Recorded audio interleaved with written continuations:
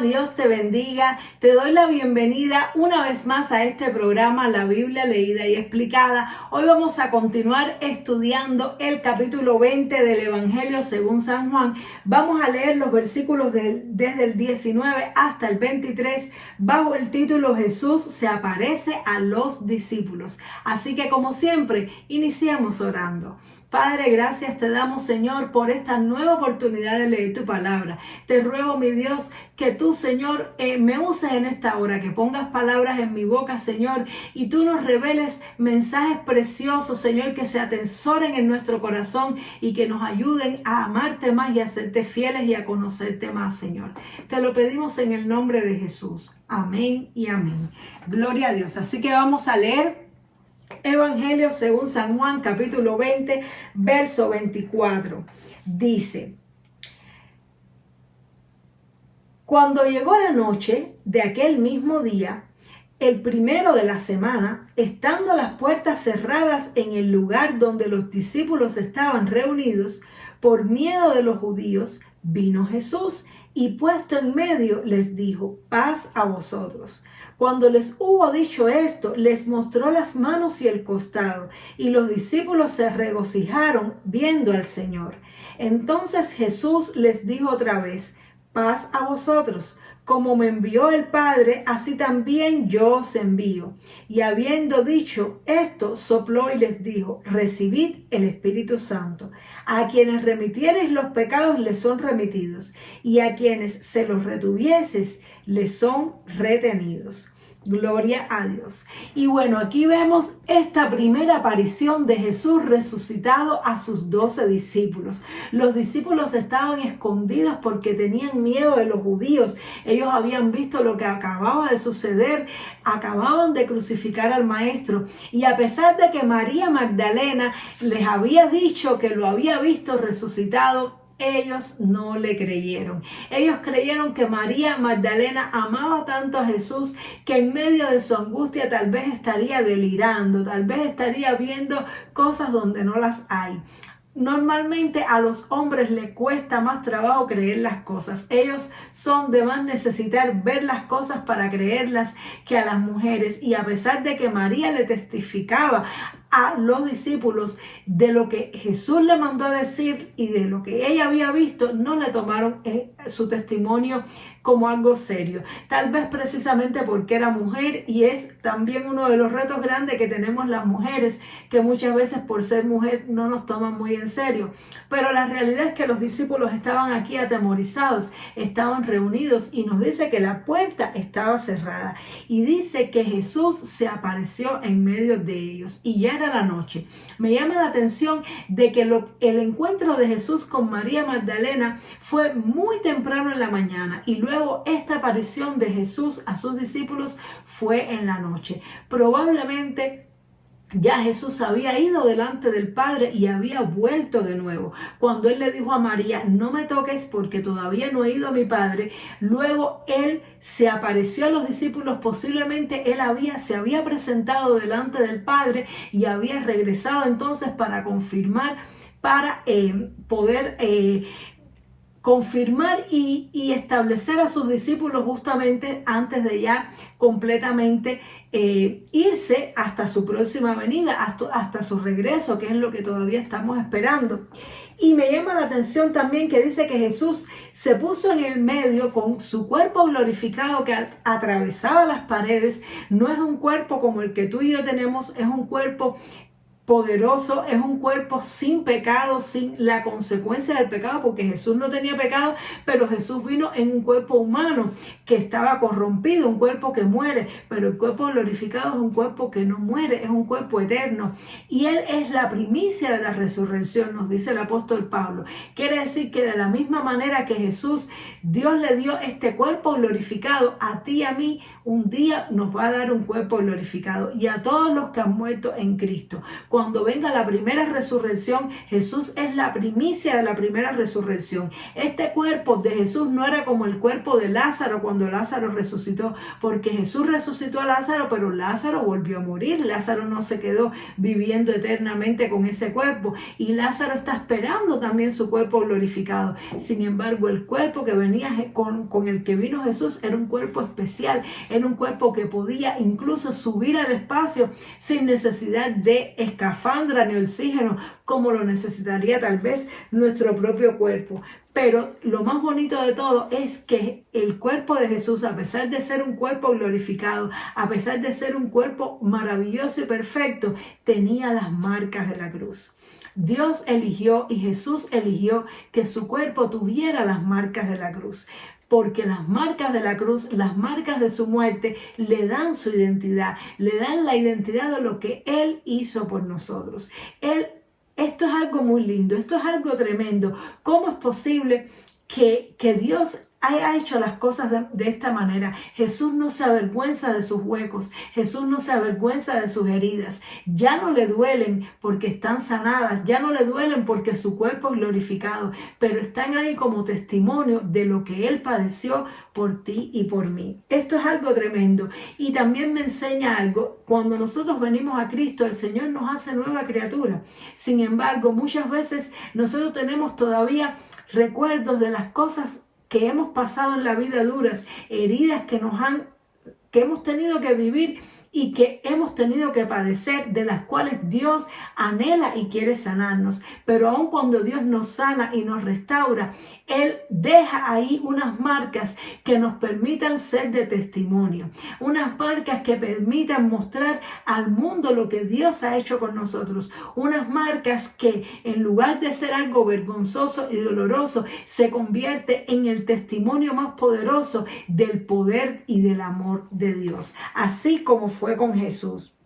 Y Jesús le mostró las marcas en la mano y las marcas en su costado para que ellos vieran que se trataba del mismo Jesús, para que ellos vieran que no era un ángel ni era otro ser celestial, sino que era el mismo Jesús. Y dice que los discípulos se regocijaron viendo al Señor. La tristeza de ellos se convirtió en alegría. Ellos estaban ahí atemorizados, estaban amedrentados, y ahora que estaban viendo a Jesús estaban gozosos y alegres. Y esto nos demuestra que realmente Jesús resucitó, precisamente porque sus discípulos no eran los que más fe tenían, precisamente porque sus discípulos no eran unos hombres súper valientes, súper llenos de fe, súper dotados, que resistían ahí las pruebas y las tentaciones. No, sus hombres, sus discípulos que Él discipuló, cuando llegó el momento de la muerte de Jesús, salieron despavoridos, estaban atemorizados de lo que los judíos le pudieran hacer. Estos hombres evidentemente no eran los mismos hombres que después salieron a predicar el evangelio, recibiendo azotes, recibiendo prisiones sin temor. Estos hombres eran hombres naturales que habían creído a Jesús, pero a ellos les faltaba algo. Jesús los había discipulado, Jesús los había enseñado, pero a ellos les faltaba algo para ellos poder ser como Jesús. Lo primero que les faltaba era creer que Jesús había resucitado, y ya aquí habían creído. Ahora Jesús les daba lo que les faltaba, y dice que Jesús sopló sobre ellos y les dijo: recibid el Espíritu Santo. Jesús sabía que sin el Espíritu Santo ellos no podían hacer la misión de Dios. Jesús sabía que ellos tenían que ser equipados de manera sobrenatural, con poder de lo alto, para poder vencer los temores, para poder vencer a su propia carne, para poder vencer todo obstáculo que les impedía convertirse en los hombres que Dios quería que ellos fueran. Y Jesús les dijo: como el Padre me envió, así yo también ahora los envío a ustedes. Ustedes van a recorrer el mismo camino que yo recorrí, van a hacer las mismas cosas que yo hice, y aún mayores, dijo Jesús en otro pasaje, decía: y aún mayores cosas harán, porque yo voy al Padre. Y dice que habiendo dicho esto, les dijo: recibid el Espíritu Santo. Y sopló sobre ellos, sopló el Espíritu Santo. Y esto es algo maravilloso, porque vemos dos experiencias en las cuales los discípulos reciben el Espíritu Santo. En este momento Jesús lo sopló y vino como un soplo a sus vidas.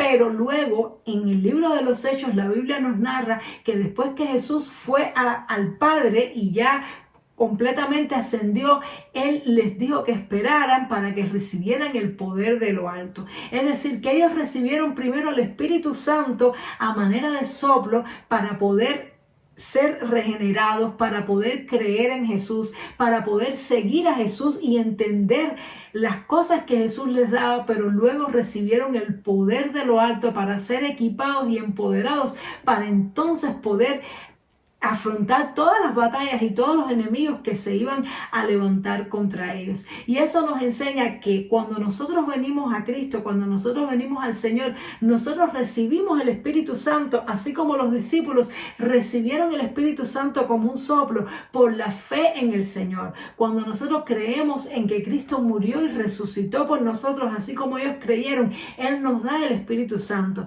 y el Espíritu empieza a transformarnos, el Espíritu empieza a enseñarnos, empieza a guiarnos para toda verdad. Pero nosotros necesitamos luego recibir una investidura de poder de lo alto, que es lo que llamamos el bautismo en el Espíritu Santo, que fue lo que sucedió luego en el libro de los Hechos, para tener el poder de Dios, para manifestar los dones de poder de Dios y para poder penetrar en el reino de las tinieblas y obtener victoria contra las artimañas del enemigo. Son dos cosas diferentes. Entonces, un creyente que se convierte es como estos discípulos. Tiene el Espíritu Santo, Jesús nos da el Espíritu Santo al creer, pero luego necesitamos también ser investidos de poder de lo alto. De manera que Jesús, después que sopló sobre ellos el Espíritu Santo, se quedó enseñándoles, pero luego les dijo que tenían que esperar para que recibieran el poder de lo alto, para que recibieran esa investidura, ese bautismo, para que entonces pudieran predicar. Y es muy curioso este último versículo y muy contradictorio hasta cierto punto, que dice: a quienes remitieres los pecados les son remitidos y a quienes se los retuvieres les son retenidos. Es decir, que Jesús le estaba dando a su iglesia y le estaba dando a sus discípulos autoridad sobre los pecados. Y esto es algo tremendo, porque esto significa autoridad. Esto significa autoridad. Y esto significa de que Jesús está delegando su autoridad terrenal en la iglesia. Ahora es la iglesia la que tiene la responsabilidad de predicar el evangelio. Ahora la iglesia es la que tiene la responsabilidad de llevar el mensaje de salvación para que las personas puedan ser perdonados sus pecados. Y la iglesia tiene esta potestad dada por Jesús de ayudar a las personas, de remitir los pecados de las personas y también de retenerlos. Esto es algo tremendo, porque esto no significa que nosotros somos Dios para perdonar o no perdonar pecados. Pero yo pienso que esto tiene mucho que ver con el nivel de autoridad y de poder que tiene la iglesia con sus enseñanzas. Nosotros, cuando enseñamos la palabra de Dios, cuando nosotros hacemos el ministerio correctamente, nosotros ayudamos a las personas a que realmente puedan encontrar el camino de la salvación. Pero cuando nosotros hacemos mal la obra de Dios, cuando nosotros ponemos tropiezo en la vida de las personas, nosotros podemos cerrar la puerta para que las personas no lleguen al Señor. Hay una responsabilidad muy grande en la iglesia y en el liderazgo. Es una responsabilidad muy grande, porque la iglesia se convierte en representante de Dios en la tierra para salvación del mundo. Así que cuando la iglesia no hace bien su trabajo, cuando la iglesia no hace bien su papel, cuando la iglesia no lleva una vida en santidad, la iglesia le está reteniendo, le está cerrando las puertas de la salvación de las personas. Pero cuando la iglesia lleva bien a cabo su obra, la iglesia está abriendo las puertas para que las personas puedan ser salvas. Es así como yo encuentro interpretación a este versículo, aunque, como decía, es un versículo bastante polémico. No creo que Dios nos dio a nosotros individualmente la prerrogativa de decirle a una persona: si yo te digo que tus pecados son perdonados, ya son perdonados, y si no, pues no. Pero sí creo que es la responsabilidad de guiar a las personas a la salvación, o la responsabilidad de que si no lo hacemos bien le podemos poner un obstáculo. Entonces, aquí me quedo sobre todo con el hecho de que sin el Espíritu Santo no somos nada. Sin el Espíritu Santo nada podemos hacer. Me quedo con el hecho de que Jesús escogió lo vil y menospreciado en el mundo, del mundo para glorificarse. Escogió personas temerosas, personas que tenían poca fuerza espiritual, pocas convicciones en su creencia. Jesús las escogió para hacerlos ricos en fe, para hacerlos los patriarcas de la nueva etapa de la historia de Dios con la humanidad, porque lo vil y lo menospreciado escogió Dios para avergonzar a los sabios y lo que no es para avergonzar a lo que es. Tú y yo tal vez hemos recibido al Señor, tal vez hemos conocido o estamos conociendo a Cristo, pero sentimos que somos débiles, sentimos que flaqueamos, sentimos que nuestra fe constantemente está titubeando, pero quiero decirte algo. Perseveremos en el Señor porque el Señor cuida de nosotros y Él quiere capacitarnos, y busquemos la presencia del Espíritu Santo, busquemos ser llenos del Espíritu Santo para que podamos asumir y acometer la responsabilidad tan grande que Dios nos ha dejado. Espero que esta palabra haya sido de gran bendición para tu vida y nos vemos Dios mediante en el siguiente programa para continuar estudiando el capítulo 20 del Evangelio según San Juan. Dios te bendiga mucho. Chao.